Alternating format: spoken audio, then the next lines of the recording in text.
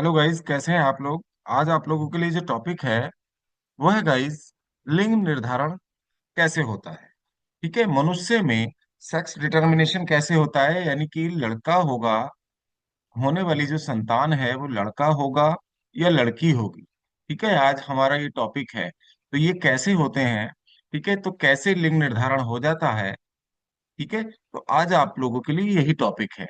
ये टॉपिक कक्षा 10 के विद्यार्थियों के लिए और कक्षा 12 के विद्यार्थियों के लिए जो जीव विज्ञान में अध्ययनरत हैं उनके लिए काफी इंपॉर्टेंट सिद्ध होने वाला है। ठीक है, तो पढ़ लेते हैं। आज देख लेते हैं लिंग निर्धारण किस प्रकार होता है और कैसे होता है। तो लिंग निर्धारण का जो अर्थ होता है वो गाइज, शिशु यानी कि मेल होगा या फीमेल, ये कैसे तय होगा।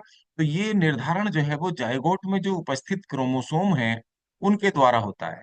ठीक है, और उन क्रोमोसोम को, ठीक है, क्या कहते हैं, लिंग गुणसूत्र भी कहते हैं, सेक्स क्रोमोसोम्स भी कहा जाता है, जिनसे लिंग निर्धारण होता है। मानव के जो सेक्स क्रोमोसोम होते हैं गाइस, 46 गुणसूत्र होते हैं मनुष्य में। आप ये समझ लीजिए गुणसूत्रों की संख्या कितनी होती है, 46। अगर हम पुरुषों की बात करें तो पुरुषों में 22 पेयर एक जैसे होते हैं, 22 पेयर होते हैं एक्स एक्स गुणसूत्र। और 23वां जो पेयर होता है वो पुरुषों में एक्स वाई होता है। और जबकि स्त्रियों में, ठीक है, सारे ही पेयर्स जो हैं वो एक जैसे होते हैं, ऐसे समझ लीजिए। तो ये सब एक्स एक्स होंगे और 23वां भी एक्स एक्स ही होगा।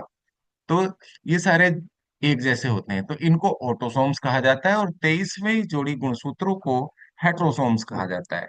ठीक है, तो इनमें से जो 44 गुणसूत्र हैं वो एक जैसे होते हैं, इनको ऑटोसोम्स कहते हैं। और जो 23वीं जोड़ी गुणसूत्र होता है 46 में, उन्हीं को हम यौन गुणसूत्र या लिंग गुणसूत्र के नाम से जानते हैं, यानी कि सेक्स क्रोमोसोम कहते हैं। तो पुरुषों में ये 23वां जोड़ा हेट्रोसोम जो होता है, ठीक है, ये एक्स वाई होता है। और स्त्रियों में ये एक्स एक्स होता है। Okay guys. हाँ, लिंग निर्धारण की प्रक्रिया कैसे शुरू होती है। माँ के अंडाणु में हमेशा एक्स गुणसूत्र होगा। ठीक है, अगर फीमेल में जो, ठीक है, फीमेल होगा तो फीमेल में एक्स एक्स होगा ना। तो एक्स, दोनों अंडाणु जो होंगे वो एक्स एक्स ही होंगे, इसका मतलब। और पिता का जो स्पर्म में दो प्रकार के पाए जाएंगे, एक एक्स और दूसरा वाई। ठीक है, एक्स युक्त शुक्राणु होंगे और वाई युक्त शुक्राणु होंगे, यही तय करता है। वाई शुक्राणु, ये मतलब यही तय करता है पुरुषों का एक्स शुक्राणु या वाई शुक्राणु ही तय करता है कि मेल होगा या फीमेल आने वाला जो बच्चा होगा। ठीक है, देख लीजिए कैसे। देखिए, माता के एक्स एक्स हैं तो इसमें अंडाणु क्या होगा, एक्स होगा। और पिता में होगा एक्स वाई। तो पिता का यदि एक्स, ठीक है, म- मादा से, यानी कि पिता का एक्स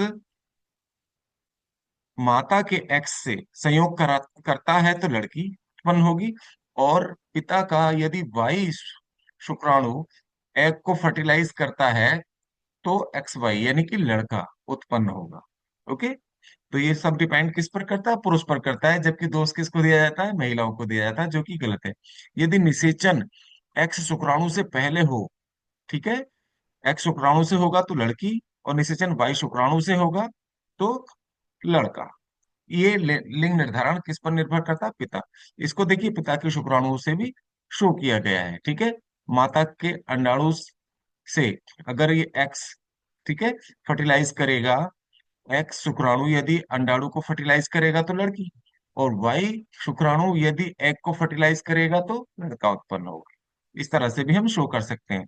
तो पिता के शुक्राणु का एक्स या वाई होना लिंग निर्धारण तय करता है, माता लिंग तय नहीं करती है। ओके, तो दोनों के गुणसूत्र संतुलन से भ्रूण का लिंग बनता है, एक्स एक्स एक्स वाई। तो इस प्रकार का लिंग निर्धारण मानव में होता है गाइस।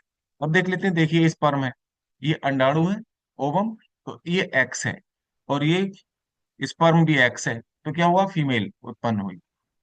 यदि स्पर्म वाई है और ओवम तो एक्स होगा ही, तो एक्स वाई यानी कि मेल संतान उत्पन्न हुई। इसमें भी देखिए दिखाया गया है सेक्स डिटर्मिनेशन इन ह्यूमन। ठीक है, महिला के क्या होते हैं, दोनों अंडाणु एक्स एक्स होते हैं, और पुरुष के क्या होते हैं, एक्स और वाई। ठीक है, एक्स के साथ यदि, ये देख लीजिए यहाँ पर एक्स के साथ एक्स, ठीक है, संयोग कर रहा है तो फीमेल चाइल्ड उत्पन्न होता है। और यदि इस एक्स के साथ वाई संयोग करता है तो मेल चाइल्ड उत्पन्न होता है। ओके, तो ये टॉपिक यहाँ देखिए लिंग निर्धारण समाप्त हो गया। आप लोगों को कैसा लगा कमेंट करके जरूर बताइएगा।